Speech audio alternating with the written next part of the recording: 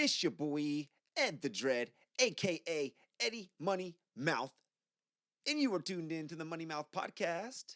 Yes, sir. Welcome back to another Money Mouth Monday. This week's topic style. I hope you got some. Well, specifically, style coming after mastery, or style coming after technique, we'll say. We live in a world now where style is kind of really the only thing that matters to people at sometimes. And honestly, like the people that put the most effort into it, I think have the least style, but it is what it is.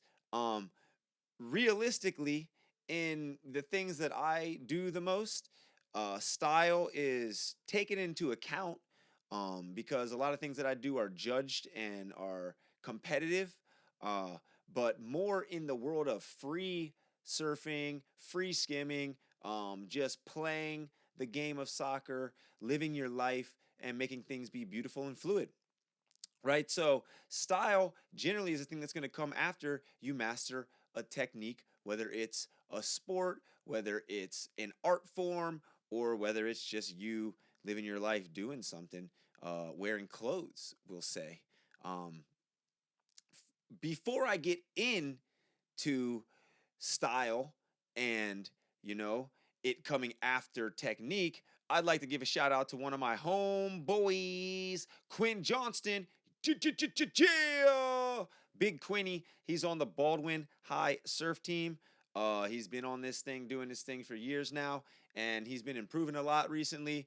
But, honestly, his shout out comes from last meet. He took a picture which he sent me, which inspired me to make this podcast today. So shout out to Quinn and shout out to that picture. So the picture was actually, a weird wax job, we'll say.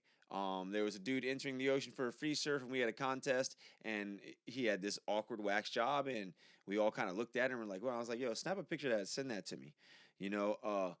What ended up happening, is we're looking at this thing almost jokingly, and then the guy ends up being a fucking ripper, So the thing about that to me was that, that was his style of just putting his wax on. It didn't fucking matter because the technique that he had was so good that his style of how he fucking wore his board shorts or his wetsuit or his wax job or anything else didn't fucking matter because the guy was a ripper, So, um, other than that, what we'll talk about is maybe a little bit of dress, a little bit of athletics, just the things that I do the most in my life and how they pertain to style coming after technique. So, first and foremost, I'll talk about dress, right?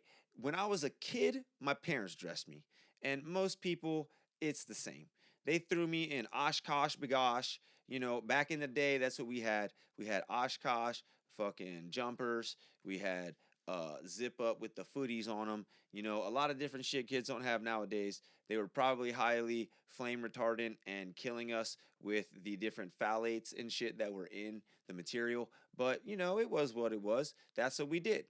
Um, up into the point, or up until the point that, I could wash my own clothes, choose my own clothes, dress myself, keep all my shit organized. Like, it was kind of up to your parents' watch. So, like, you could pick your outfit in elementary school, but generally speaking, your parents are getting your clothes, right? They're like Christmas presents, birthday presents, whatever the case is. You're not going to the store with your own money and getting nothing to wear, is what I'm saying, right? So around middle school, I would say is when I start washing my own clothes, keeping all my own stuff organized, and that is when you start having, or started having my own style, right? So at that time, I was in the world of like skater, wannabe skim surf because I'd go to the beach for 2 weeks every summer, but live so far away from it that I couldn't actually do it. But I'd watch videos and dream of waves all the time and draw them and shit. So we'll say like a little bit of that influence, but mostly skate because that's what I did the most where I lived. I swam. I played soccer. That had a very big influence on my style as what I wore. And we'll also throw a little bit of grunge in there. I was into Pearl Jam, Nirvana, that whole kind of like Seattle young teen American angst thing, suburban male doing our thing, right? So the things that I wore were along that line. I can't specifically remember any of the gear per se, but also at that time I was really getting into hip hop, and I hung out with a lot of white dudes, but I had a flat top and I had the hair that I have, so I started braiding my own hair, which turned into like my mom being like, "Yo, that looks horrible." Or actually, I think it was one of the girls down the street, Tia, first was like, "That's a nightmare. What the fuck are you doing at the bus stop?" And then she was like, "I'll braid your hair." Then mom was like, "Fuck that. I'll braid your hair." So, then I started getting my hair braided. But I- if I had pictures going back to middle school, you would see that my hair has been a lot of different styles. Even when I have dreads, I form it out a lot of different styles. So, your style comes once you've mastered, like, kind of who you are, what you're embodying, what you like the most. Uh, and we'll say that the technique is actually being able to keep track of your own clothes and not having your parents buy them for you, pick them out, put on what you're gonna wear, and fucking walk you around like your little baby anymore, right? Pertaining to other things, the first thing that I truly had like technique for and then had my own style in was soccer, right? And I was the type of guy that would go running every day. I would juggle a soccer ball in the backyard. I would pass it against the wall. I would do all sorts of stuff just because I really loved the game. And seeing the '94 World Cup, seeing games in DC made me be inspired to want to be a professional soccer player, and play college, play pro, and go that route, right? So once you get to the point where you get technique, right? And you're confident in yourself, you're able to have style, right? Like when you're a kid, shit, we used to wear sweatpants under our shorts. That's the least stylish thing I ever seen. I mean, again, nowadays kids are really copying the pros they see because that's more accessible. But in the early '90s, we didn't see soccer on TV. We didn't see none of that. So we were just playing and making it how we did it, right? Once it got to a point where I was good. I had confidence. I knew that I was a leader on the field. Then you get a little swagger on what you're doing. And to be fair, my initial style in soccer came from Thierry Henry. My mom used to watch the World Vision channel just to see soccer pop up because, like that was maybe the only station that played it consistently because it was like the World channel, right? So one time I just remember being up in my room and her going, "Hey, Edward, uh, come down here, look at the TV. Like, there's a black kid with braids playing soccer," and I was fucking a black kid with braids, and it was Thierry Henry. I'm gonna find a picture. It was Thierry Henry looking like this from Monaco, right? And I was like, "Oh shit!" Like super interested. Oh my god, that guy looks like me. So I watched the whole thing. I didn't understand one fucking thing they were saying. It was in French and whatever. But I knew this when I went back to the field. I had my socks pulled over my knees and my shorts were rolled up a little higher because that was the style that he had, and I emulated that. As time went on, my shorts might have dropped a little bit. The socks stayed high. I'd say in high school I might have been one of the first homies that I know of to wear two-tone sock, right? So if our game sock was white, I would wear like uh the crew length navy blue sock under the shin guard. Um, I believe a style popularized later by Cristiano Ronaldo. Not sure if I saw someone do it. Not most likely, but I can't remember who it was. I definitely wore the Edgar Davids Total 90 cleats, which ended up being like the cleat that I wore for my whole career, Total 90. So in my style, I was definitely inspired by Edgar Davids, Thierry Henry. Um, I really like Zidane, like Roberto Carlos, but that's neither here nor there. um, and things that I do nowadays, skimboarding, surfing, skateboarding, same things apply. Like you, when you're first learning, you're just trying to do the basics, right? I would honestly say that when you watch the first videos of yourself doing skate tricks, skimboarding, surfing, and you're like not that great. I mean, even when you become better, in your mind, you think you're like, oh shit, I just stuck this trick. That was so sick. And then you watch the clip and you're like, wow, that was like not that sick at all. Right. And then you try to get better and better.